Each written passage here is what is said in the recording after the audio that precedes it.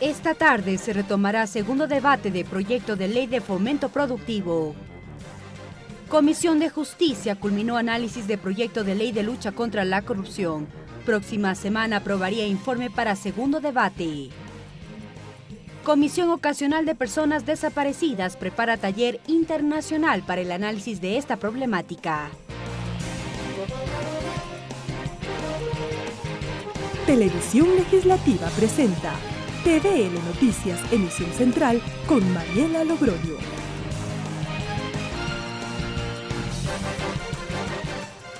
Jueves 21 de junio del 2018, amigos y amigas televidentes, ¿cómo están? Muy buenas tardes. Les damos la cordial bienvenida a la emisión central de TVL Noticias. Gracias a quienes nos sintonizan a través del canal 42 en Quito y también en nuestro sitio web tvl.asambleanacional.gb.es. De inmediato las noticias.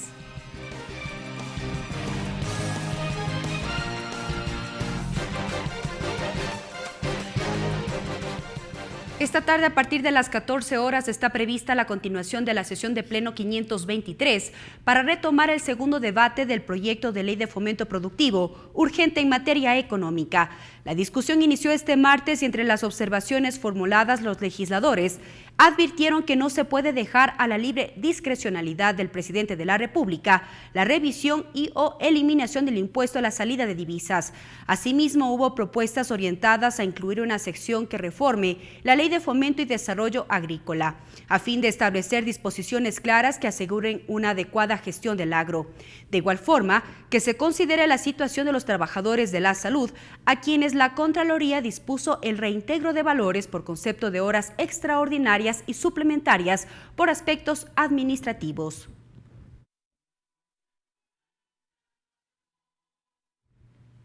La presidenta de la Asamblea Nacional, Elizabeth Cabezas, se reunió con esposa del general Jorge Gabela, fallecido en el 2010. En la cita también participó el perito Roberto Mesa y el abogado Ramiro Román, quienes hicieron varios pedidos al legislativo. La mañana de este miércoles, la presidenta de la Asamblea Nacional, Elizabeth Cabezas, recibió en el Salón de Sesiones del Consejo de Administración Legislativa a Patricia Ochoa, esposa del general de la Fuerza Aérea Jorge Gabela, fallecido en el 2010, al abogado Ramiro Román, al perito encargado de elaborar los informes sobre las causas que provocaron la muerte de Gabela, Roberto Mesa, y a Jessica Jaramillo, administradora del contrato a Mesa. Esperamos y aspiramos que este caso se pueda solucionar a la brevedad posible y en el ámbito de lo que la Asamblea compete, obviamente también dar la colaboración con la información o aquellos planteamientos que sean necesarios hacer. Tras la reunión, Patricia Ochoa confirmó las aseveraciones realizadas por el actual alcalde de Esmeraldas, Lenín Lara, y quien en el 2013 se desempeñó como ministro de Justicia. La administradora del contrato y el señor perito no mienten. Sí, se recibió el tercer producto y existe el tercer producto, por lo tanto, lo del general Gabela es un crimen de Estado. Ramiro Román, por su parte, dijo que la familia hizo varios pedidos al legislativo, entre ellos que se desclasifique la información relacionada con las investigaciones que llevó adelante la Comisión de Fiscalización en el 2010.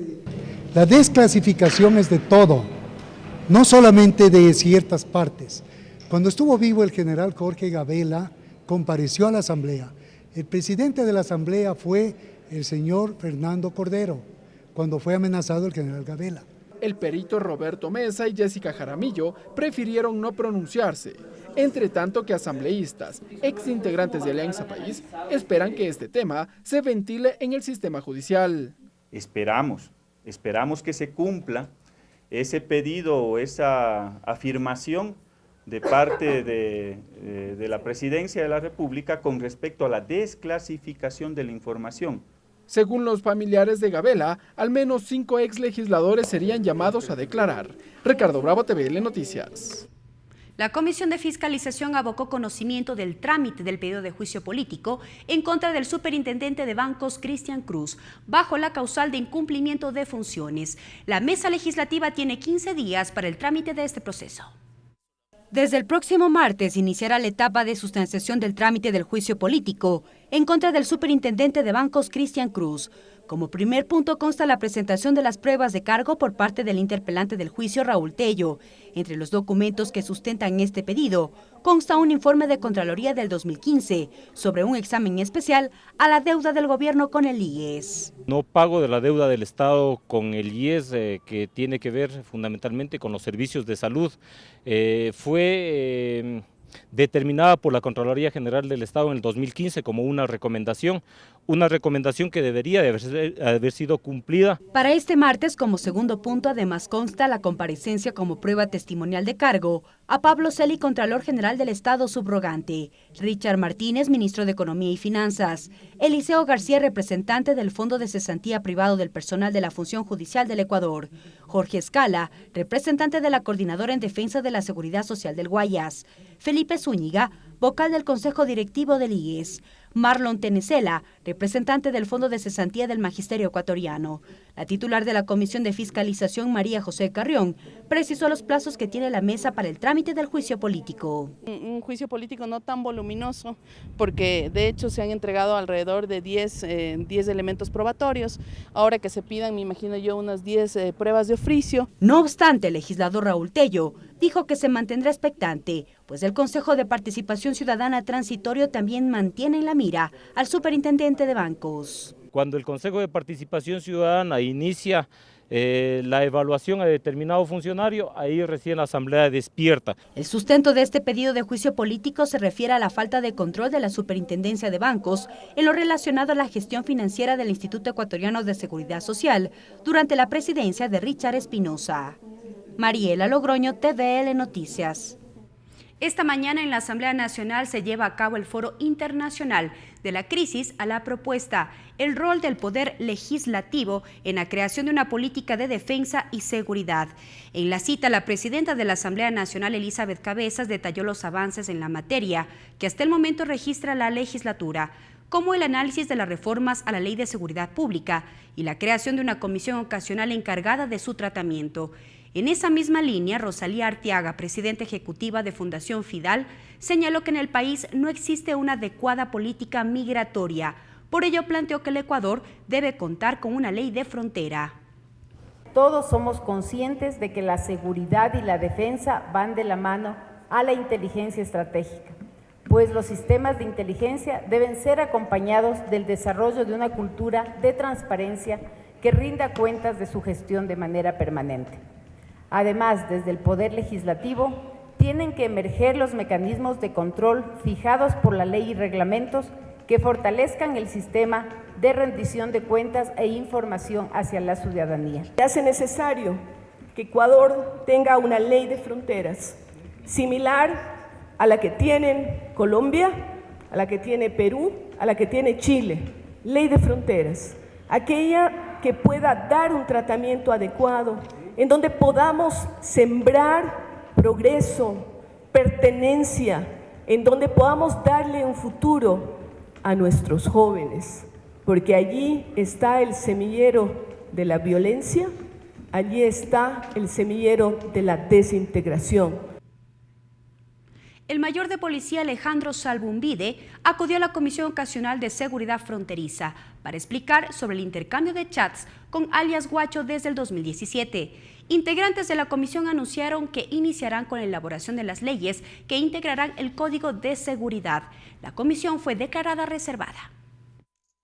El director de inteligencia, Jorge Costa, realizó aportes a la ley de inteligencia. Mostrar toda la documentación que sea legalmente tramitada, con el fin de que si existe alguna investigación, esta información, luego de la trazabilidad establecida, se llegue a todas las responsabilidades en caso que no esté dentro del marco legal. Daniel Pontón, experto en seguridad del Instituto de Altos Estudios Nacionales, sostiene que la seguridad tiene que ser entendida de manera holística.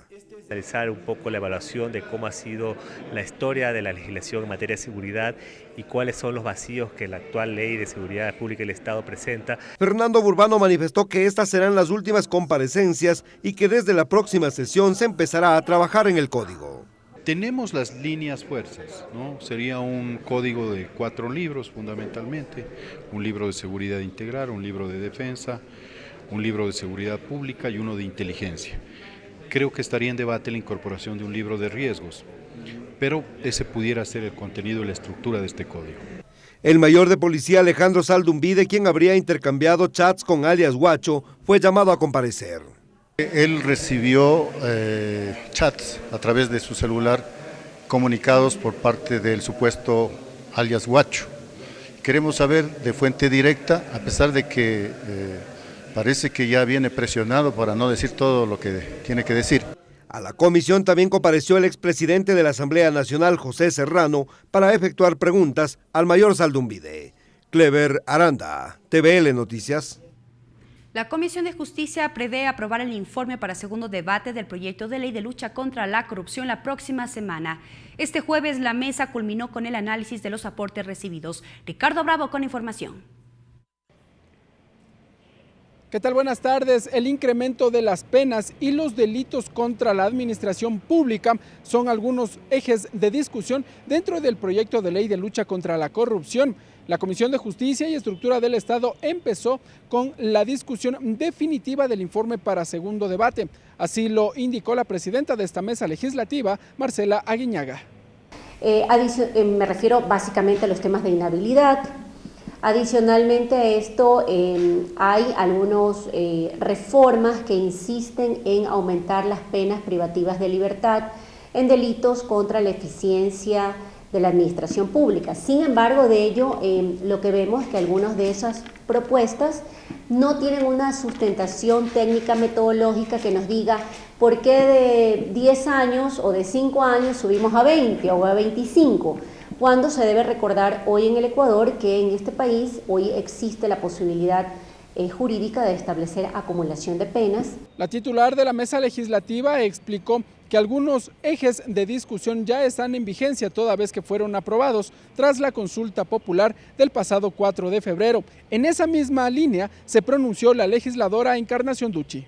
De que sí, en realidad debemos forzar, legislar bastante para que los delitos, principalmente contra la administración pública, los de peculado, de concusión, de cohecho, de enriquecimiento ilícito, pues sean sancionados como debe ser. Este proyecto de ley de lucha contra la corrupción se enmarca en varias propuestas de reforma al Código Orgánico Integral Penal. Según cifras de la Comisión de Justicia y Estructura del Estado, al menos son 100 las propuestas de modificación a esta normativa legal. Hasta aquí este informe. Buenas tardes. Gracias, Ricardo, por la información. Tiempo de una pausa, por al volver más noticias. Sigan en nuestra sintonía. Regresamos con TVL Noticias Emisión Central luego de la siguiente pausa promocional.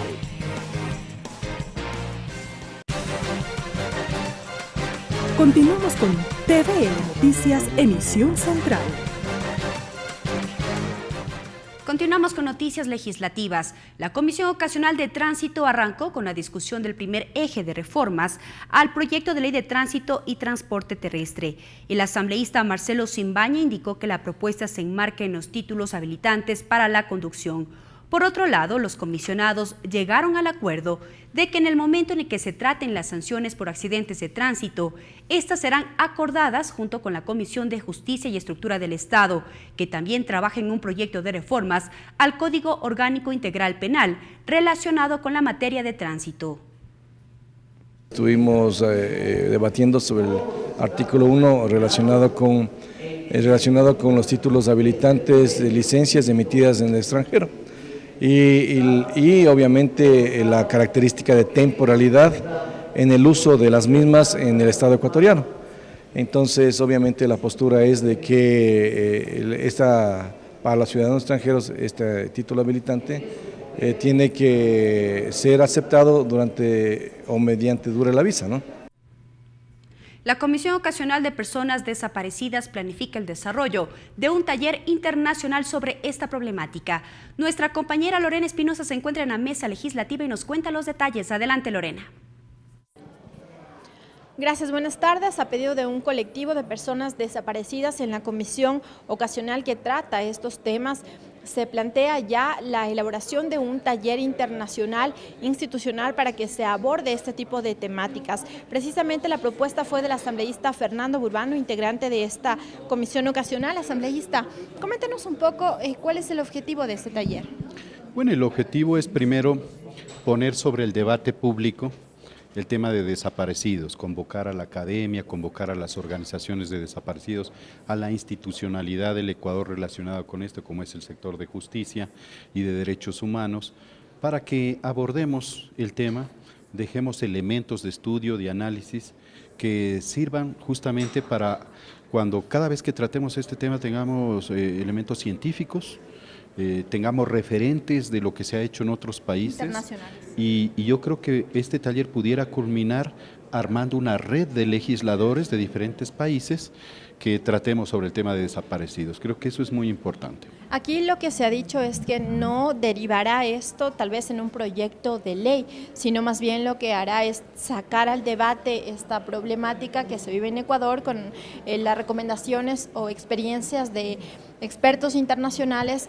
¿Y a futuro qué podría pasar con esto? Esta comisión es ocasional, tiene un tiempo en funcionamiento. Esperamos que fruto de este taller quede una publicación de la Asamblea y que esta publicación sirva como un insumo para el debate legislativo, que esta publicación sirva como un insumo jurídico y yo creo y me atrevería a decir también que sí van a salir insumos quizás para abordar reformas de ley futuras.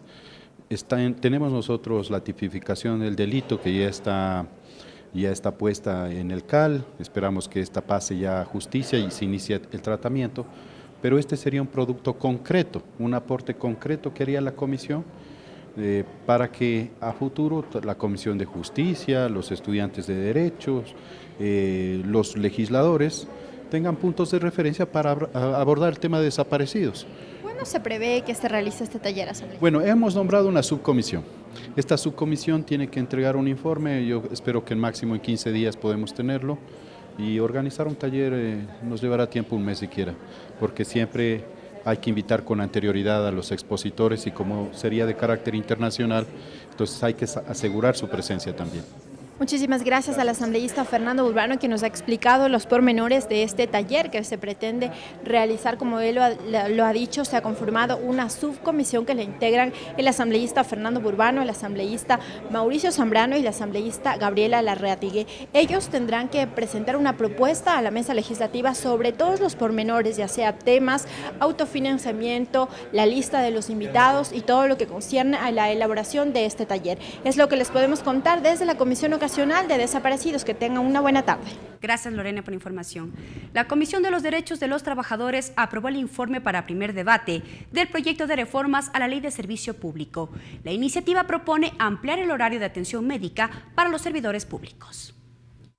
Con 8 votos, la Comisión de Derechos de los Trabajadores aprobó el informe para primer debate del proyecto de reformas a la Ley Orgánica de Servicio Público. Raúl Tello es el asambleísta proponente de las modificaciones. Tiene que relación con el derecho a la salud que tenemos todos los ecuatorianos y ecuatorianas. La Ley Orgánica de Servicio Público otorga a los trabajadores de este sector hasta 2 horas para la atención médica, mientras que el Código de Trabajo deja a discreción del galeno el tiempo que el colaborador necesita para acudir a una cita médica. Para ponerle un ejemplo, de Puyo tengan que trasladarse a Ambato, a Riobamba, a Tena para conseguir atención médica y únicamente el seguro o la ley les concede 2 horas de permiso. Vamos a homologar lo que dice exactamente lo que dice el Código de Trabajo, ponerlo en la LOCET. Por otro lado, la asambleísta Norma Vallejo, integrante de esta comisión legislativa, hizo hincapié en la solicitud de información a los ministros de Salud y de Trabajo respecto de la aplicación de los horarios de labores de los servidores de la salud. Que nos informen en cómo está el proceso y qué se está cumpliendo con respecto a este llamado de atención desde la Asamblea para el cumplimiento de la ley. La legisladora explicó que tras insistentes pedidos de información, las autoridades no han respondido aún. No descarta recurrir a la Comisión de Fiscalización. Ricardo Bravo, TVL Noticias.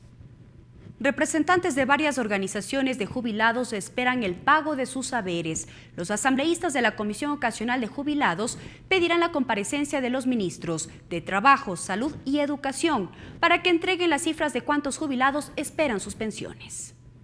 Representantes de diversos colectivos de jubilados esperan cobrar los haberes que les adeuda el Estado. Si bien no existen cifras exactas, consideran que son miles quienes esperan sus pagos. Que ya lo venimos arrastrando desde hace muchísimos años.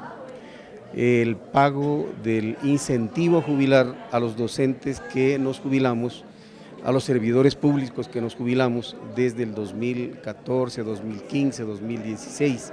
Los jubilados también esperan la derogatoria de un acuerdo ministerial que, según ellos, atenta contra sus derechos. Se digna el señor ministro del Trabajo de dejar sin efecto el artículo 9 del acuerdo ministerial 094, por cuanto está impidiendo que nuestros compañeros que se jubilaron a partir de junio del 2017 hasta la fecha no puedan recibir el estímulo económico, toda vez de que ellos también, igual que todos, han laborado intensamente por muchos años cumpliendo a cabalidad su función. El legislador Elio Peña, quien pidió integrar la comisión, concuerda con el criterio de los jubilados. El mes de marzo ya hubo el ofrecimiento categórico del ministro de Trabajo para derogarlo, y ahí había pedido también la implementación de una ley sustitutiva o interpretativa para este acuerdo. Elio Peña, Lenín Plaza y Sonia Palacio serán parte de esta comisión. Aseguran que es necesario tomar medidas en favor de este sector vulnerable. Ya el problema lo conocemos, ahora tenemos que delinear una hoja de ruta para solucionar el problema. Mire, hay familiares de fallecidos que aún no cobran, jubilados que están con enfermedades catastróficas que no cobran. Los jubilados sostienen que incluso algunos han fallecido sin cobrar sus haberes. Clever Aranda, TVL Noticias. Delegados del colectivo Yas Unidos del Cantón Piñas en El Oro acudieron a la Comisión de Biodiversidad para exponer su preocupación sobre la contaminación de ríos producto de la minería. Representantes del sector pesquero de Galápagos también realizaron aportes para ser considerados en las reformas a la Ley Especial de Galápagos. La principal preocupación de los delegados de Piñas es el cuidado de sus fuentes de agua. Ven en la minería un gran riesgo. Generar un proyecto que modifique la ley de minería para que se incluya dentro de esta como requisito previo a la obtención de una concesión para minería metálica, la existencia de una línea base de la calidad del agua en sectores donde se pretenda realizar trabajos. Para el legislador Juan Pablo Belín es necesario rever las concesiones mineras. Asegura que algunas empresas no respetan el cuidado ambiental. Hay una consulta popular que fue aprobada en donde no se puede generar ningún tipo de concesiones en lugares urbanos en donde haya una alta biodiversidad, y eso se tiene que respetar. La comisión también fueron recibidos delegados del sector pesquero de Galápagos. Brenda Flor, asambleísta por esta provincia, analiza sus requerimientos. Ellos ahora están con un problema de la zonificación que tienen dentro del archipiélago de Galápagos. En todo caso, lo importante de esto es llegar a consensos. Ellos mantuvieron reuniones con el representante del Ministerio del Ambiente. La comisión también continuó con la revisión del articulado de la Ley Orgánica del Régimen Especial de Galápagos. Se trató el tema de seguros para turistas. El problema que ocasionaría si ya se pide un seguro para los turistas que ingresen al Ecuador. Entonces estaríamos hablando de un doble seguro, uno para el ingreso al Ecuador y otro para Galápagos. Esto ocasionaría un grave problema para el sector turístico. La comisión busca la protección integral de los recursos naturales del país. Clever Aranda, TVL Noticias. Tiempo de una nueva pausa, pero al volver más información en la emisión central de TVL Noticias. Regresamos con TVL Noticias emisión central luego de la siguiente pausa promocional. Continuamos con TVL Noticias emisión central. La Comisión de Relaciones Internacionales, con 8 votos a favor, aprobó el informe que solicita la ratificación del memorándum de entendimiento entre Ecuador y México con fines migratorios. Una de las recomendaciones es la eventual eliminación del visado para México por 90 días. La posibilidad de suprimir el visado para México hasta por 90 días con fines turísticos es una de las recomendaciones que consta en el informe del memorándum de entendimiento entre Ecuador y México para implementar mecanismos de verificación de información con fines migratorios, que fue aprobado por la Comisión de Relaciones Internacionales, el mismo que recomienda al Pleno la ratificación de este instrumento internacional. Según recordó Esther Cuesta, presidenta de la comisión, esta propuesta se rige sobre la base de acuerdos macro que ya existen entre ambos países. Allí fundamentó la importancia del memorándum.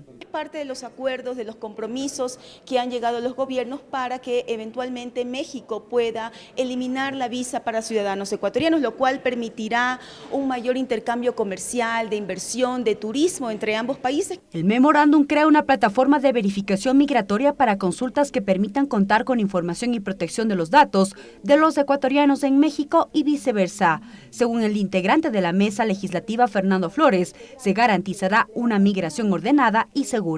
Esto nos va a permitir levantar información real y poder comunicar principalmente a los familiares en el Ecuador del estado en el que se encuentran estos compatriotas. El fortalecimiento de los consulados es otro de los ejes de este instrumento internacional. Fiscalizar que se cumpla la ley orgánica de movilidad humana por parte de los consulados, en este caso directamente por parte de la Cancillería. Para poder tener la información y levantamiento de la data que se requiere para poder estar haciendo un seguimiento a este paso tan complicado que tienen nuestros compatriotas en su viaje a Estados Unidos. Cabe señalar que México es uno de los 15 países a donde los ecuatorianos más viajan y Ecuador es una de las 15 naciones a donde también se trasladan los mexicanos con regularidad.